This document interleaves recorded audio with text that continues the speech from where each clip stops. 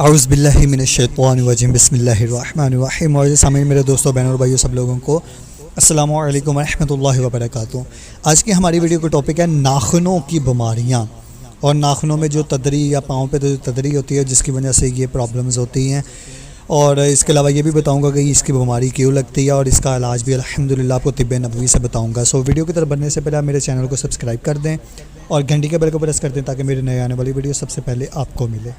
ناخن انسانوں کے علاوہ پرندوں اور درندوں کے بھی ہوتے ہیں۔ زندگی بھر یہ ایک مقرر رفتار سے بڑھتے رہتے ہیں۔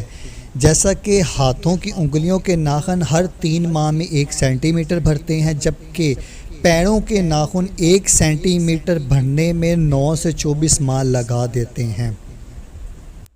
اور اس بیماری میں ناخن درمیان سے بیٹھ جاتے ہیں۔ ان کی شکل چمچے کی طرح ہو جاتی ہے۔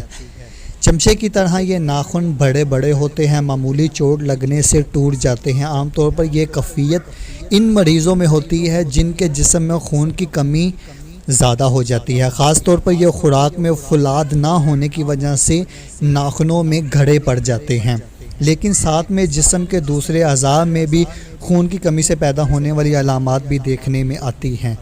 چہرے پر داغ، بجھی ہوئی رنگت، اداس آنکھیں اور بڑھتی ہوئی کمزوری اس کی واضح علامت ہے۔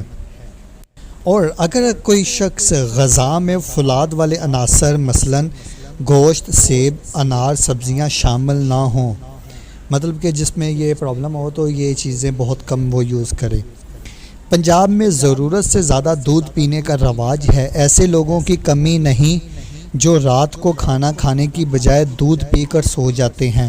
رات کے کھانے کے بارے میں ہمارے نبی پاک صلی اللہ علیہ وسلم کے 2 بڑے اہم تاکید ارشاد میسر ہے۔ رات کا کھانا امانت ہے اور رات کا کھانا ضرور کھا کر سویا کریں۔ اور ہاتھ اور پاؤں کے جو ناخن ہوتے ہیں، یہ روزمرہ کے کام کاج کے دوران میل یا مٹی ذخیرہ ہو جاتے ہیں۔ ناخن کاٹنے والے اگر زیادہ ناخن کاٹ لیں یا کچھ چٹیرا کاٹ لیں تو جس کی وجہ سے سوزش ہو جاتی ہے۔ ایک صاحب کو یہ پرابلم تھی۔ 1-2 مرتبہ جدید دوائیوں سے علاج کیا گیا، لیکن 3-4 ماہ بعد وہی کیفیت پھر سے ہو گئی۔ اس لیے زیتون کے تیل میں مہندی، سعتر اور لوبان ڈال کر ابالا گیا۔ اس تیل میں روئی بھگو کر ناخن کے اوپر رکھ کر پٹی باندھ دی گئی۔ دوسرے دن ورم اتر گیا۔ دلچسپ بات یہ ہے کہ طب جدید میں اس کے لیے مجوزہ دوائی تھیمول سعتر سے حاصل ہوتی ہے۔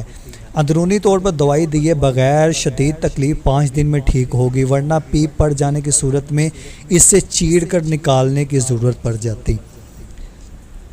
آپ یہ لوگ بھی یوز کریں۔ آگے بھی میں اس کا علاج بتاؤں گا۔ آپ یہ لوگ بھی یوز کریں زیتون کا تیل، مہندی، سعتر اور لوبان۔ ان کو لے کر ان کو ابال لیں، اور ابال کر اس میں جو لوشن تیار ہوگا، جو اس کی میڈیسن تیار ہوگی، وہ روئی میں بھگو کر جو انگوٹھے کی پرابلم ہے، جو ناخن کی پرابلم ہے، انگلی کی پرابلم ہے، وہاں پر لگا دیں، انشاءاللہ فائدہ حاصل کریں گے۔ اس کی احتیاطی تدابیر تو آپ سب لوگوں کو پتہ ہی ہوگی، اسے بتانے سے ٹائم ہمارا ویسٹ ہوگا۔ ہم چلتے ہیں سیدھا طب نبوی صلی اللہ علیہ وآلہ وسلم کی طرف۔ اگر کسی کو احتیاطی تدابیر چاہیے تو مجھے کمنٹ سیکشن میں بتا سکتا ہے، میں وہ ضرور بتاؤں گا۔ جیسا کہ پھپھوندی سے پیدا ہونے والی بیماریوں کے بیان میں ذکر کیا گیا ہے کہ طب نبوی سے یہ نسخہ مفید رہا۔ یہ جو پھپھوندی کے لیے جو نسخہ میں نے بتایا ہے، یہ نسخہ بھی اس کے لیے بے حد مفید ہے۔ مرمکی 10 گرام، برگ مہندی 20 گرام، سعتر 10 گرام، سنا مکھی 5 گرام، بینزوک ایسڈ 5 گرام۔ ان دوائیوں کو 500 گرام فروٹ کے سرکہ میں 5 منٹ ابالنے کے بعد چھان کر پھوک اس کا پھینک دیا جائے۔ یہ لوشن آہستہ آہستہ ناخنوں میں گھس کر پھپھوندی کو ختم کر دیتا ہے۔ عام مریضوں کا 6 ماہ تک علاج کیا گیا اور اس سے فائدہ حاصل ہوا۔ اور یہ جو بیماری ہے یہ چنبل سے یعنی تدری سے بھی یہ پھیل سکتی ہے، اس لیے اس کے علاج میں یہ جو چیزیں میں نے بتائی ہیں، نبی پاک صلی اللہ علیہ وسلم نے جو ہمیں بتائی ہیں، اس سے علاج کریں، انشاءاللہ عز و جل آپ کو فائدہ ملے گا اور فائدہ حاصل ہوگا۔ سو اگر آپ کو میری یہ ویڈیو اچھی لگی تو اس ویڈیو کو لائک شیئر کمنٹ ضرور کر دیں اور میرے چینل کو سبسکرائب کر دیں اور گھنٹی کے بیل کو پریس کر دیں تاکہ میرے نئے آنے والی ویڈیو سب سے پہلے آپ کو ملے. سو ملتے ہیں ہم نیکسٹ ویڈیو میں. دعاؤں میں یاد رکھیے گا. تب تک کے لیے اللہ حافظ.